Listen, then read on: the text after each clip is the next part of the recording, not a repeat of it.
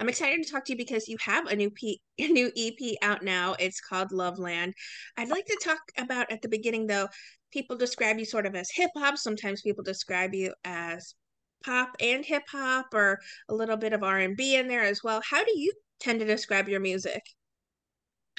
Um, I actually hate the that world of, putting like a distinction on music Right on because your genre. yeah, I think it all started with race. Like it all started with a race, categorizing race. So I don't know. I guess I would describe it as you know, urban pop and or R&B pop. I am black and white, so there it is. Who were some of your musical influences when you were growing up? Yeah, when I was younger, loved Adele and Lana Del Rey and Taylor Swift. I was really sheltered too, so I was really only allowed to listen to just clean music. Um, so I was heavily influenced by pop music. What would they say about that cover you have for Half and Half, though? Girl, you look fierce on there. I Thanks. love the design for that particular single. Talk about how you created Half and Half. I love Half and Half. I really wanted to just have fun with it. I feel like it's a really playful song. And the visuals are really playful as well. I really loved how Kali Uchis used like just the way that she makes her music. She uses a lot of um notes that are just different and quirky, and I really wanted to do that for Half and Half. It's a wonderful song. What kind of response have you been receiving so far to people who check it out? I feel like it's a total banger. Thank you. I'm just happy to release it. I'm all this music. I'm happy to finally be in the place where, this music is finally coming out, and I'm happy to look at the responses. A lot of people love it, and it makes me happy that people are enjoying it, just as much as I am. Well, you have this new EP out here. What's your songwriting process when it comes to the music you make? Do you need to have a beat before you can come up with lyrics, or do the lyrics find you throughout the day and then you try to find a beat that might match it exceptionally? Yeah. It happens in multiple different ways. I do like to write to loops. But also, if I'm going through a situation and I want to tell a story about it and I think that it's compelling and I think that other people can relate and will relate, then it starts with, a situation and an idea. When it comes to the production side then of the music that you make, how much of a say or how much of a hand do you have when it comes to crafting that end aspect of the music? I'm heavily involved finally.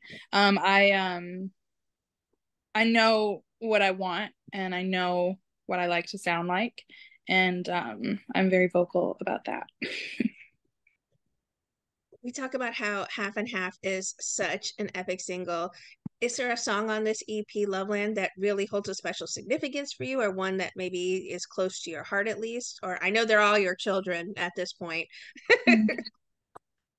I really love Burn Your Clothes. It was written by Prince Charles and Say Grace, but Prince Charles is the one who signed me. He signed me to Atlantic Records, and I love him dearly. He's an incredible writer. He's written for Diana Ross, Beyonce, Rihanna, like Mariah Carey, like just LMA, just incredible people. And I was honored to have that song. Um, and his background vocals are in it, and he sounds like a freaking angel. He's also an artist himself, and he's incredible. I adore him. So that's one of my special songs that I didn't write, but also I'm just proud of because he did. Is there a song that maybe challenged you the most when you were creatively working on it, that gave you a little bit of a pause when you were trying to figure out how it would fit the best way? Not necessarily. Yeah. Well, I'm glad to hear that this song features, I mean, excuse me, this EP features so many songs that hold a special significance for you. Yeah. I loved Late Show, I loved Big Daddy, and I loved the sultry acoustic version that you released. Why was it so important for you, or what made you decide, I should say, to release an acoustic version of Big Daddy? One, I really love singing with a guitar. I would love to do like a whole set like that, just really just acoustic, unplugged type of set. And also just helps to give the record a little more life, you know. But everybody loves an acoustic song, you know? I do. I feel like this EP is so special because in 2021 you were named one of the 15 hip hop and R&B artists to watch by Billboard, and this is sort of you coming into that because you were a YouTube artist on the rise, an iHeartRadio on the verge artist, and this is sort of full circle for you. What has that meant to you? Yeah. To be honest, I feel like I never really was able through the come up of it to appreciate all of those things as much as I am now. I'm finally in the present moment of my life, and I feel like I just feel grateful. I just feel so grateful that I have the team around me that I have helping me and caring so much to help me and believing in me, that I just am overwhelmed with gratitude. It's not even those like publications that are the biggest thing. It's the people that are making it happen and the people who are working in the publications. You know what I mean? It's the people. And Yeah. I'm grateful. Yeah. It's the people who pick you out and say we have to put her first and foremost on this list. Right. And I'm just grateful. I really am. Is there a message or maybe an emotion you hope really lingers with people who explore Loveland as a whole? Yeah, I mean, there's some songs on there that are really fun. There's some songs that are, you know, there's stories and you know, just a song on there about, you know, how I move, and I think that people, I hope that people just relate to it in their own way, and you know, find their own meaning in these songs, because you know that's what we do with life. We all personify things differently because of our experiences, but I hope that, you know, people will get a great um just relate to it in the best way possible for them, for themselves. So We talk about you playing Big Daddy acoustically. Are there other songs on the EP that you have been playing live already or ones that you're looking forward to sharing live? all of them really.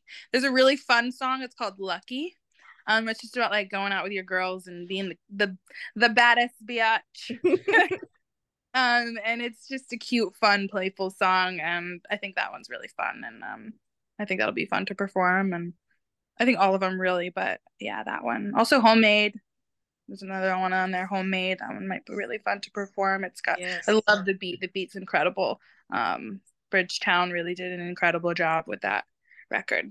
We're going to have King Charles join you on some of these stops that you come play live.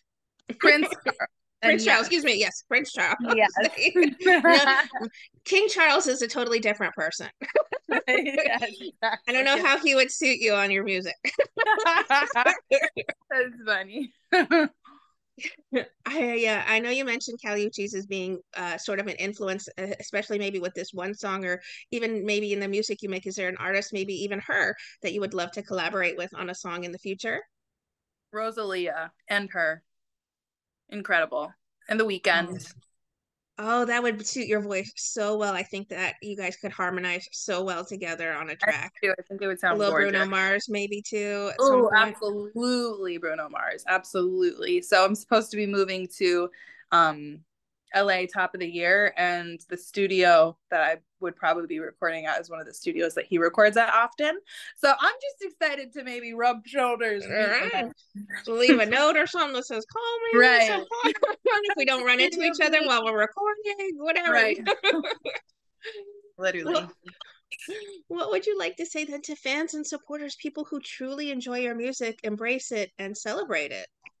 I just want them to know that I'm grateful. Like, I think there are a lot of artists, you know, I don't want to judge, but I've met a lot of artists who, you know, you meet your hero and they say not to meet your hero, whatever. What's that saying? You know, I just want people to know that I'm grateful that they love my music and enjoy it. Like, and actually, I don't know. It's weird to put yourself in this position of being someone, quote unquote. You know what I mean? So, I don't know, I'm just grateful, and I hope that I can continue to feed their souls with my music.